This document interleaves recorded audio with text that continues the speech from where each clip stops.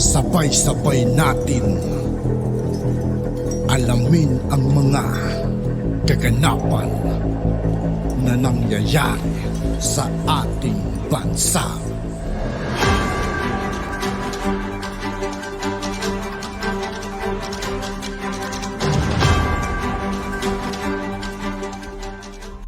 Yo, what's up mga kaibigan? This is I2K po again. Ngayon nandito ulit tayo sa channel ni Pilipinas Nating Mahal. Dito ulit tayo magbibigyan ng komento at reaksyon. Pero bago ang lahat ng yan mga kaibigan, sa lahat ng hindi pa nakasubscribe kay Pilipinas Nating Mahal, mag-subscribe na po tayo at huwag nyo rin pong kalimutan mag-subscribe dito sa aking channel. Simulan na natin mga kaibigan. Let's go! When he himself has not submitted to a drug test that we've been clamoring for.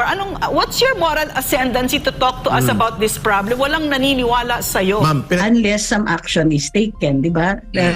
Lest magkaroon ng mag-snowball yung issue and people are starting to clamor for it. Tapos kung maingay na, nayuyugbog na sila, and the refusal to acknowledge even the question will now become a matter of his own security, the security of tenure. Ayun, mga kababayan, kahapon po narinig siguro ng taga Philippine National Police at ng mga media operators ni Pangulong Bongbong Marcos Jr. at ni DILG Secretary Abalos Ma'am Lorraine ang ating criticism na hindi talaga magkakasya. Ang equivalent po ng una nilang sinabi, 2,150 kilos na shabu, and then naging 1,800 kilos, later on naging 1,400 kilos. Alam niyo po ba sa equivalent sa sako ng bigas, 50 kilos? Kung ipasok po yan sa isang sako ng 50 kilogram rice, ang 2,100 kilograms ay aabot po yan ng 110 na sako ng bigas na 50 kilos. Mawawasak po ang under chassis at ang mga wall ng van na yon, hindi siya makakagalaw. So, sinasabi mo, in-adjust nila? In-adjust nila, 1.8, hindi pa rin magkakasya. 1.8 ina-adjust kilos. nila kasi, scam yon. Scam to justify. At malinaw, staged. Yeah. Malinaw po yung binanggit ng isang abogado kagabi, nakalimutan ko lang sa isang interview na tama po yung sinasabi namin dito ni Ma'am Lorraine. Sinabi ng abogado, the chain of custody of evidence was contaminated and under the jurisprudence ng Supreme Court sa mga checkpoint, you cannot simply na magbulat-lat ka ng mga sasakyan nang walang court order kasi plain view doctrine lang ang allowed. So therefore, it will now become a case, sabi ko sa mga nakausap namin kanina, Ma'am Lorraine, of a so-called fruit of the poisonous tree. Which means, any evidence obtained out of illegal means will be inadmissible in court. Madidismiss ito. But eventually, alam naman natin ng taong bayan na yun talagang purpose, hindi ang kaso or ang pag-address ng drug problem, kundi ipahiya si Pangulong Duterte, gumamit ng gimmick at ipalabas na mayroon silang malaking operation na will in fact sumablay ang script kasi ang volume at ang vehicle hindi tumutugma, ang pinatayo na kapitan walang alam kung anong sasabihin, at ang nagdidirect at ang ipinasahan ng script ay ang presidente at ginamit siyang floor director sa press conference kahapon. It was a very amateurish na pagka-stage na drug bust kunyari. So, I'm always looking at it from the perspective of a doctor. Yes. And I like so much what Attorney Trixie said, that it is a healthcare issue. In fact, it is, no? Kasi this staged na drug bust na yan, obvious naman that it's staged. Na-booking naman, booking. Yeah, and yet he went for it.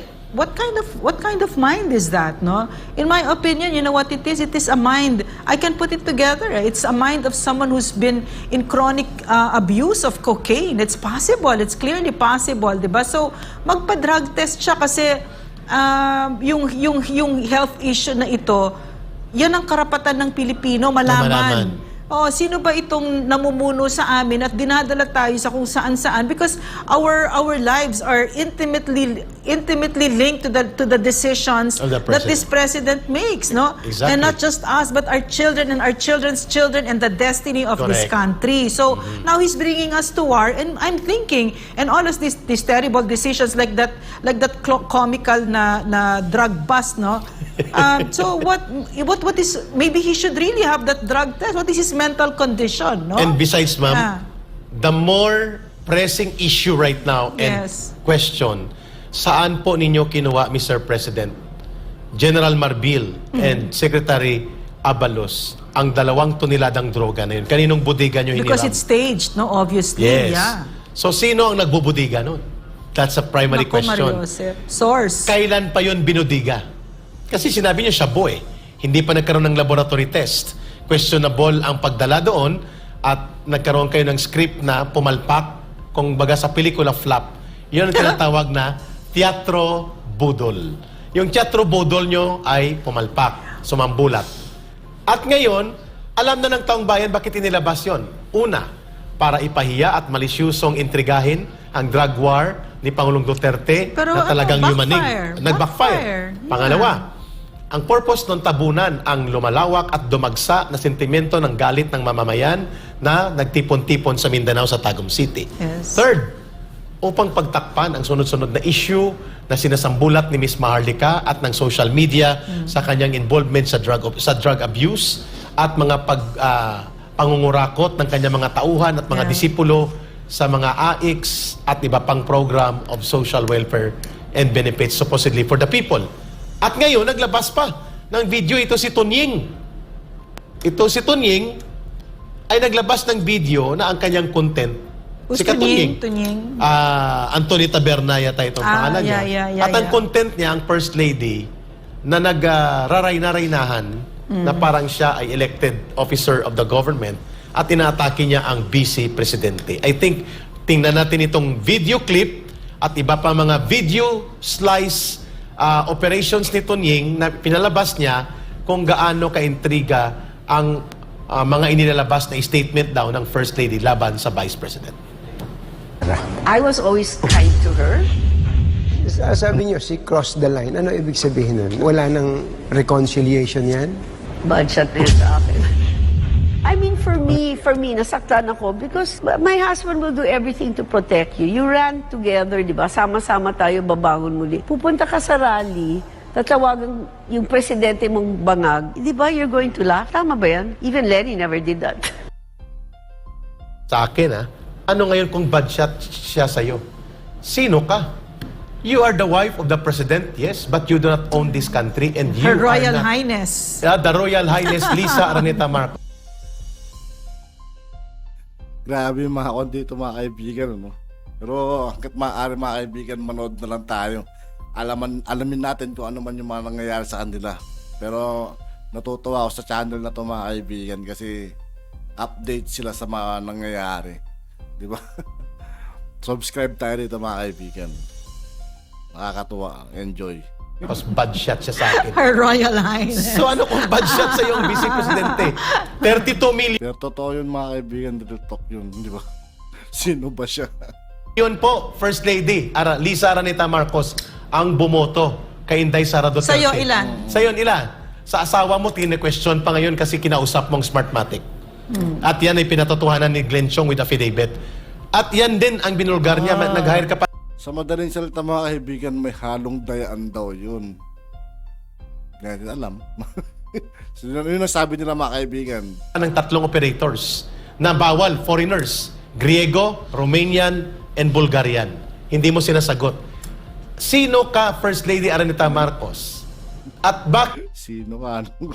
kami magtatamimi o mag-aalangan ang First Lady, binabanatan dito mga kaibigan. Vice Presidente o sino mang ordinaryong Pilipino sa'yo kapag na-bad shot sa'yo? Bakit? Anong gagawin mo pag na-bad shot sa'yo? Ano? Ipapadukot? Kagaya ng ginawa mong pag-order sa ISAP na mangdukot? Ng mga bata sa pribadong away na mag-asawa na pinakialaman ninyo? Dahil kaibigan ng pamilya mo, kaibigan nyo ni Bongbong Marcos? Ito yung mga dapat makita ng taong bayan. How evil the intention ng ganitong mga tao na nakadikit sa puder at kapangyarihan ay pinahiram ng mamamayan sa presidente, akala nila sila rin ay presidente. Exactly the way they were described or she is described by former Executive Secretary Vic Rodriguez and Trixie and PCO or Press Secretary Trixie, Attorney Trixie. Kung gaano ang mga puder na ito ay nagagamit ng mga tao kagaya ni Lisa Araneta na nakadikit bilang asawa ng presidente. Ano ngayon? Ano ang issue mo sa Vice Presidente? Ikaw naman, Katunyeng, ano ngayon kung galit o bad shot sa kanya si Sara Duterte, mangingimi kami? Mag-aalangan kami at maninikluhod ang taong bayan na huwag kami maging bad shot. Vice Presidente, mag-ingat ka, bad shot sa'yo or bad shot ka kay Lisa Araneta. So what? Ano ngayon? Hindi mo Ma'am talaga makikita kung gaano kasama talaga nagda-drugs no? At saka yung alcohol, naku, ang sama niyan. So anyway, parang ako, ang feeling ko talaga dito, no? She said kasi she was always kind, no? But everybody knows. Everybody, and my mother and my dog, all our dogs know. All of us know who is behind this attempted takedown of our Vice President where billions of taxpayers' Yun money ang has been issue. used to destroy our Vice President, a duly elected official of this country. And we know that you are behind it, Lisa Araneta ma'am, Marcos. kasi no? bad shot sa kanya. Yeah, and it's not kasi we try to make it seem as if the president is separate from her, but we don't think so. We think that all of this has meron itong basbas ni Bongbong Marcos, Of course. no? Iisa yung dalawang yan. So and you say that it upsets you when people call your husband bangag. Ay di magpa-drug test kayo, prove Dalawa us kayo. wrong. Apat tayo. Laka. I mean really, prove us wrong. Apat kami. Sabay kami ni Ma'am Lorraine, Yeah. si former President Rodrigo Duterte, si Inday Ang Sara. tagal ko narinig itong mga kaibigan about sa mga drug test. Dapat gawin na sa nila para kahit paano yung mga nagsasabi or nagpaparatang sa kanila. Meron silang ipakita, pero hanggang ngayon mga kaibigan wala pa rin silang pinapakitang drug test mga kaibigan. Kasi ang tagal ng binabato sa kanila itong mga kaibigan kung tutusin. Napakatagal na. Duterte, Yes. ikaw at si Bongbong Marcos Jr. and all of the rest sa Luneta, bukas mismo. In fact, the Vice President has been nothing but humble and very supportive of the President, and nagpapaapi siya dito. Naiinis na nga tayong lahat kasi nagpapaapi siya and she's taken the high road, no? And yet we know, you know what my A1 source said, no? Pag nakatalikod ang Vice President, itong si Lisa Araneta Marcos makes faces. And it's not just one or two people, and they're willing to speak here and say it, no? So Kinukutya niya, ininsulto niya. yung iniinsulto niya, no? So, ito yung sinasabi natin, no, na itong mga hipokritong mga elitistang ito, ang definition nila ng kindness, yung forma lang. Yung kung ano yung itsura, yung palabas lang nila. Pero sa katotohanan, hindi lang knife ang pang-stab sa Vice President, kundi pati machete. Yes. No, that's kindness to you. Pag yung mga baho ninyo, ginagawa ninyo sa dilim. Yeah. Pero alam namin kung ano yun. Ma'am, Yes. in the remaining minutes na mayroon kami ngayong araw nito sa Pilipinas nating mahal, ito pong sinasabi natin. Sa unang pagsambulat ng atake ng CPP, NPA, NDF last year Yes. kay Vice President Sara Duterte on confidential and security fund, Yes. nagsasalita pang Malacanang. Ipinagtanggol pa ni Executive Secretary Lucas Bersamin at ng Budget Secretary ni Marcos, si Inday Sara Duterte. Sabi niya, kami ang nagbigay ng pondo, it was legitimate, it is the prerogative of the President, at yan ay dumaan sa prosesong nakaayon sa budget rules. At discretionary fund ng Presidente yan na ginagawa traditionally and legally. At ganoon din ang Marcos Jr. na Presidente. A week after. Hindi Dito na. ko na may ugnay. Tumahimik silang lahat, pinabayaan nilang atakihin hindi lamang ng CPP, NPA, ND party list si Vice President Sara Duterte, pati na si Martin Romualdez, kinuyog na nila si Sara Duterte, bumuo ng alliance, at nakita na natin kung gaano kalubha, isang buwan, dinurog ang pagkatao, personalidad, at ang uri ng pagdalala ng politika ng mga Duterte, including Sara Duterte and her father. At dito ko na ugnay binanggit ni Ma'am Lorraine sa video ni Katunyeng. all along, it was never just Martin Romualdez in this alliance with the CPP, NPA, NDF. All along, you revealed yourself here. First Lady Lisa Araneta Marcos, ipinakita mo po ang kulay mo.